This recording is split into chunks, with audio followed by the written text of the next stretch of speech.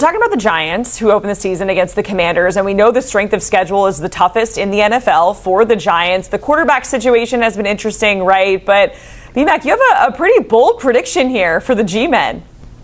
No question, bold prediction. The thing I love about divisional matchups, especially in week one, you have to throw records and resumes out of the window. Anything can happen, and that's what we have going on in D.C. The New York Football Giants traveling to face off against the Commanders. My bold prediction in that ball game, Pete, is the Giants will win this ball game. And the reason why I'm saying that is because this is a new situation going on with New York, especially on the defensive front. When you look at the Fantastic Four with Kayvon Thibodeau, Lawrence, Abdul Carter, and Brian Burns, those four guys could try. I believe they have the necessary talent to make things a little difficult for Jaden Daniels. And like I said, Pete, divisional matchups, week one is the week of unknowns. You have to throw records and resumes out of the window. I wouldn't be surprised to see the Giants come up and upset everyone when you look at how big of an underdog they are in this ball game, coming out and trying to scrap out a nice, much-needed win for year one with Russell Wilson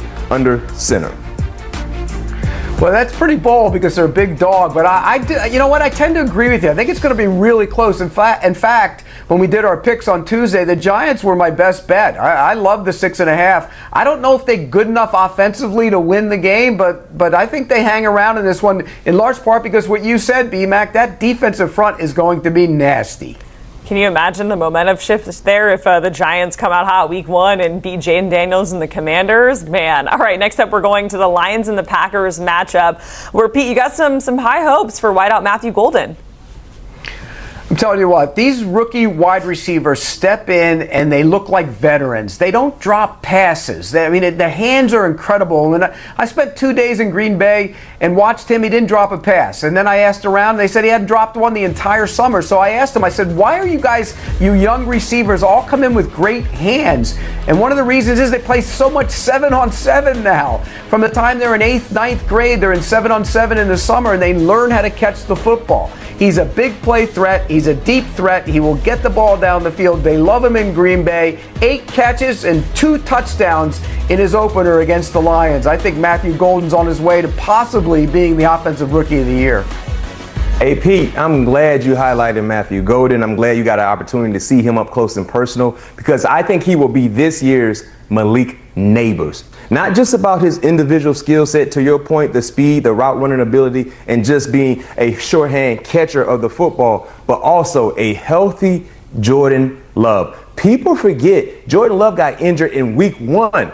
And he never got back to being himself that we saw in 2023. Well, he's healthy, he's throwing the football around the yard, and he has a upcoming highlighted super potential star at the wide receiver position in Matthew Golden, who you just alluded to. I think this is going to be a nice quarterback wide receiver relationship going on there in Green Bay. All right, so some high praises for Matthew Golden. Next up, want to talk about the Broncos welcoming the Titans to town for their season opener. We know it's a tough place to play. So, B-Mac, what is your bold prediction for Cam Ward's first game in the National Football League? Well, Cam Ward, you won't be playing against Wake Forest or North Carolina in this matchup. You're playing against a legit defensive team who led the NFL in sacks a year ago, Pete. I think they had around 63 sacks as a team for the entire season. So my bold prediction for this matchup, the Denver Broncos will get 9 sacks on Tennessee this ball game. Nick Bonita, who just got that nice deserving payday, he's one of the best pass rushers on their team, but not to mention some of the other guys in the scheme that they will put forth in terms of making sure they have one-on-one opportunities to win those matchups. They're going to have a field day in the backfield for the Tennessee Titans. I'm not saying all 9 will happen on Cam Ward, but I'm saying in totality as a team, my bold prediction is the Denver Broncos as a defensive team will have 9 sacks in this matchup against the Tennessee Titans. Hey, by the way, B-Mac, wasn't Florida State a little bit like Wake Forest and North Carolina last year when they played Cam Ward? Weren't they a lot like that? I have no recollection about last year. I don't know what happened in college football in 2024. How easily you forget, B-Mac. How easily you forget. I don't know what happened in 2024. Yeah, right? Yeah, I don't know what happened. I'm sorry. They storm the field now at Florida State when they have a regular season win. That's where their program is. Thank you for saying that, Pete, because BMAC and I got into a very heated conversation prior to this show about field storming, but we have to table that. Pete, want to get to your bold prediction here because there's a lot of hype around the Ravens and the Bills for multiple reasons, right? It's the last two NFL MVP quarterbacks going face-to-face in Lamar Jackson and Josh Allen. Kind of a spoiler alert here for your bold prediction. We should maybe hammer the over. Yeah, I think both these offenses are going to get over 30. And remember, it's not a game in January when the weather is crappy and the wind is swirling and it ruins offensive football. These are two great offensive teams. You have great offensive play callers and by the way, great quarterbacks. And I think when you look at this, they're both going to go up and down the field. You're going to see some big plays. And people like to point out that the Bills don't have that number one wide receiver. They didn't have a number one wide receiver last year. They'll be fine. They have good enough. And Dalton Kincaid is back healthy again. He's important in the middle of the field. So I think you see both teams go up and down the field. High-scoring game, fun. It's going to be the Sunday nighter. It's going to really cap off what should be a heck of a first day. Yo, Pete, I agree with you. I have so much respect for either quarterback. I have so much respect offensively for what they bring to the table and just the consistency in which they all play with, man. And this will be an entertaining game. And I can tell you this much, Pete, if your bold prediction become a reality, you better believe going into week 2, those two quarterbacks will be number 1 and number 2 in the early MVP conversation that we love to have to jumpstart the NFL season, and deserving so if they put forth those type of numbers.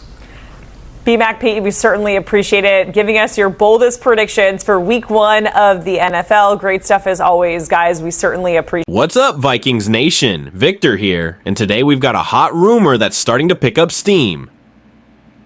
Shedeur Sanders could be on the move, and the Minnesota Vikings are in the mix. Yeah, you heard me right. Shedeur Sanders in purple and gold might not be as far-fetched as it sounds. The Browns' QB dilemma.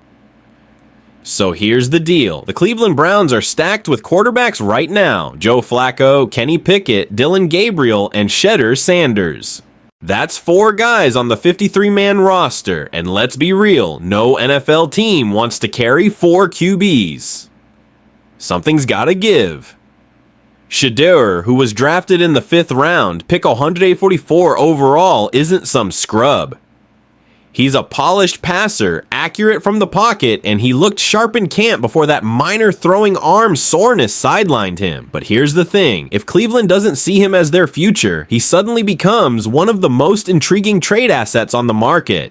Why the Vikings make sense. Now this is where the Minnesota Vikings come in. We just drafted J.J. McCarthy to be our future. I love the kid. I think he's got all the tools, but let's be honest. He's a rookie. There's always the chance he struggles out of the gate. Bringing in Shedeur Sanders as a backup does 2 things. It gives us insurance if J.J. doesn't develop as quickly as we hope. It adds pressure and competition in that quarterback room, which is exactly how you sharpen young talent. Remember, Shedeur put up insane numbers at Colorado, over 3,200 passing yards and 27 touchdowns in 2023, while getting absolutely beat up behind one of the worst offensive lines in college football. The guy got sacked 52 times last season and still delivered. That shows toughness, accuracy under pressure, and leadership. You put him in Kevin O'Connell's system with weapons like Justin Jefferson, Jordan Addison once he's back, and TJ Hawkinson, man, Shedeur could thrive. The Vikings QB philosophy, look, Kwesi and KOC have been very clear. They're not afraid to build competition at every spot, especially at quarterback. Remember when we brought in Sam Darnold this offseason as a bridge? Now imagine a QB room with Darnold, McCarthy, and Shedeur Sanders.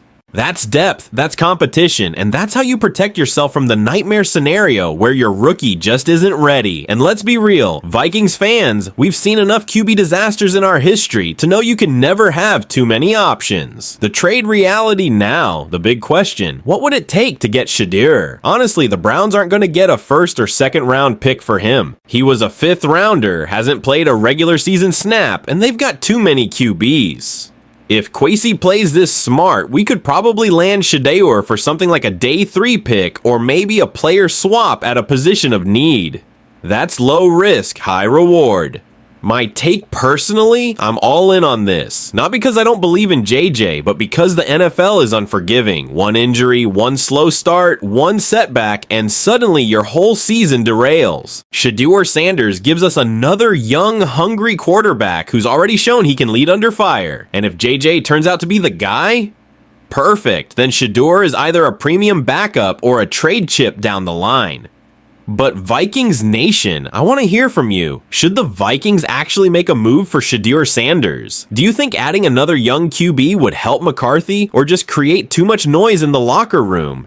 Drop your takes in the comments, smash that like button, and make sure you subscribe to Report Vikings so you don't miss a single update. Because if Shedeur to Minnesota becomes real, trust me, you're going to want to be here for it. Skol Vikings!